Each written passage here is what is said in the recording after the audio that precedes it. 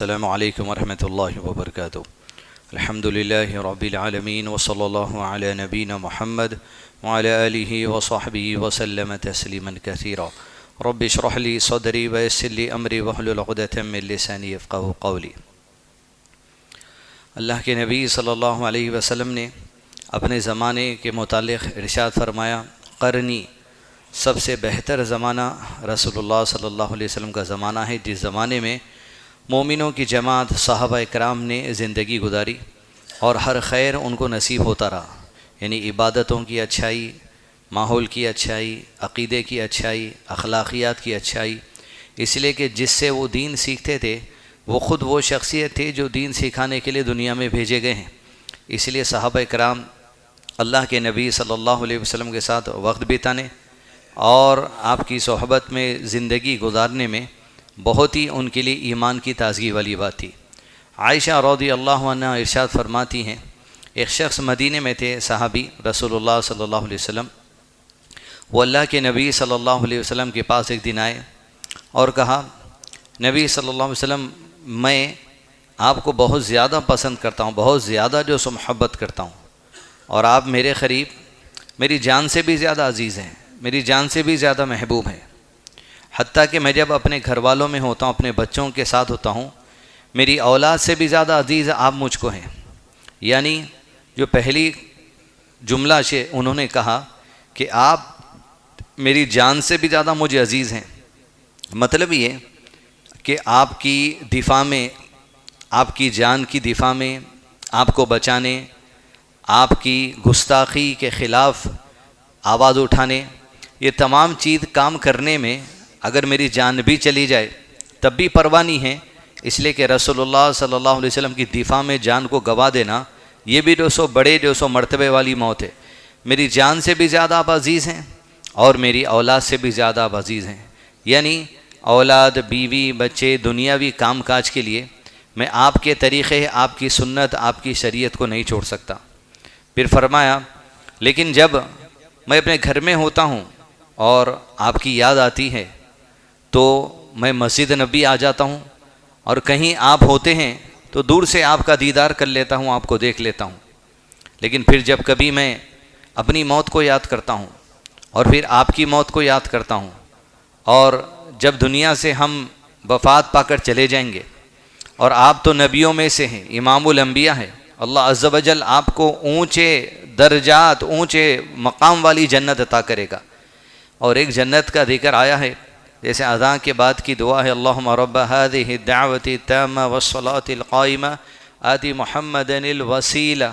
ہم اللہ کے نبی صلی اللہ علیہ وسلم کے لیے وسیلہ مانگتے ہیں۔ وسیلہ مراد یہاں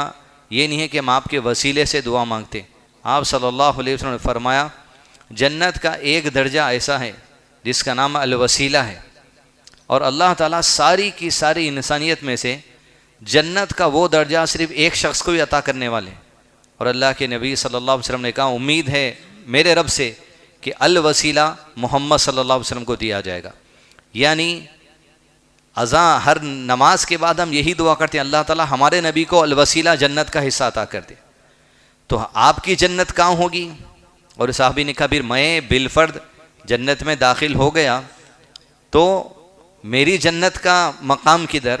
اور آپ کی جنت کا مقام کدھر؟ وہاں کیسے ملاقات ہوگی؟ صحابہ کی جو تڑپ تھی، جو کیفیت تھی، وہ یہ تھی کہ دنیا میں جو ساتھ اللہ کے نبی صلی اللہ علیہ وسلم کا ہے، آخرت کی زندگی میں بھی وہی ساتھ ملے، وہاں بھی اللہ کے نبی صلی اللہ علیہ وسلم کا دوستانہ آپ کی صحبت ملے۔ جب یہ تشویش، یہ فکر انہوں نے ظاہر کی کہ آخرت میں بھی آپ صلی اللہ علیہ وسلم کا ساتھ چاہیے، تب سورہ نساء آیت نمبر 69 میں ایسے ہی لوگوں کے لیے پیغام دیا گیا ہے، اعوذ باللہ من الشیطان الرجیم، ومن یطع اللہ والرسول فاولئک مع الذین انعم اللہ علیہم من النبیین والصدیقین والشہداء والصالحین وحسن اولئک رفیقا۔ اور جو لوگ بھی اللہ تعالیٰ کی اور رسول اللہ صلی اللہ علیہ وسلم کی فرما برداری کریں گے، فرما برداری سے مراد کیا ہے؟ اپنی جان سے بھی زیادہ عزیز رکھنا ان کو، عمر رضی اللہ عنہ نے کہا تھا اللہ کے نبی صلی اللہ علیہ وسلم دنیا کی ہر شے سے زیادہ آپ مجھے عزیز ہے، ہر چیز ہر کام سے زیادہ عزیز ہے سوائے میری جان کے۔ اللہ کے نبی صلی اللہ علیہ وسلم نے کہا عمر جب تک کہ میں تمہارے قریب تمہاری جان سے بھی زیادہ عزیز نہ ہو جاؤں تب تک تم مومن نہیں ہو سکتے۔ جیسے ہی انہوں نے حدیث کی بات سنی فوری اپنے عقیدے نظریے کو بدل کر کہا اگر بات یہ ہے تو آج سے آپ میرے قریب میری جان سے بھی زیادہ عزیز ہیں۔ تو یہاں کہا گیا جو بھی اللہ تعالیٰ کی اور رسول اللہ صلی اللہ علیہ وسلم کی فرما برداری کرے گا وہ ان لوگوں کے ساتھ آخرت میں ہوگا جن پر اللہ تعالیٰ نے انعام کیا، جیسے نبیوں پر، صدیقین پر، شہداء پر، صالحین نیک لوگوں پر۔ یہ بہترین دوست ہیں، یہ بہترین رفیق ہیں۔ یعنی اللہ کے نبی صلی اللہ علیہ وسلم کا ساتھ آخرت میں مومنوں کو ملے گا۔ صحابہ کے علاوہ آج کے دور اور قیامت تک دور میں جو لوگ اس آیت کے ضمن میں آئیں گے، اطاعت کے جذبے میں، محبت کے جذبے میں، اخلاص کے جذبے میں، خشوع کے ساتھ تقوی کے اس معیار کو پہنچیں گے تو اللہ عز و جل ضرور مسلمانوں میں سے صحابہ کے علاوہ بھی انبیاء، صدیقین اور شہداء کے ساتھ جو انہیں صحبت دیں گے۔ جیسے حدیث میں آیا ہے سب سے اچھے اخلاق اللہ کے نبی صلی اللہ علیہ وسلم کے ہیں، اور دنیا میں اچھے اخلاق والے لوگ نبی صلی اللہ علیہ وسلم سے قیامت کے دن جنتوں میں سب سے زیادہ قریب ہوں گے۔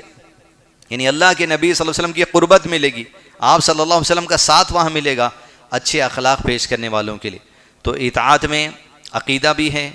اطاعت میں عبادت بھی ہے، اطاعت میں اخلاقیات بھی ہے، اطاعت میں زندگی کے تمام امور، معاملات، کاروبار، تمام امور ہیں جس میں اللہ اور اس کے رسول کی فرما برداری ہو۔ اور جب بات آئے کہ ہماری زندگی کا فائدہ ہو یا ہماری آخرت کا فائدہ ہو تب اللہ اور اس کے رسول صلی اللہ علیہ وسلم کی اطاعت کرتے ہوئے آخرت کے فائدے کو ترجیح دینی چاہیے، اس امید، اس نیت، اس کیفیت، اس عقیدے کے ساتھ کہ اللہ اس اعمال کے بدلے نبی، صدیقین، شہداء اور صالحین کے ساتھ ہم کو آخرت میں جو سو جگہ عطا کرے۔ وصلی اللہ علی نبینا محمد وعلی آلہ وصحبہ وسلم تسلیما کثیرا۔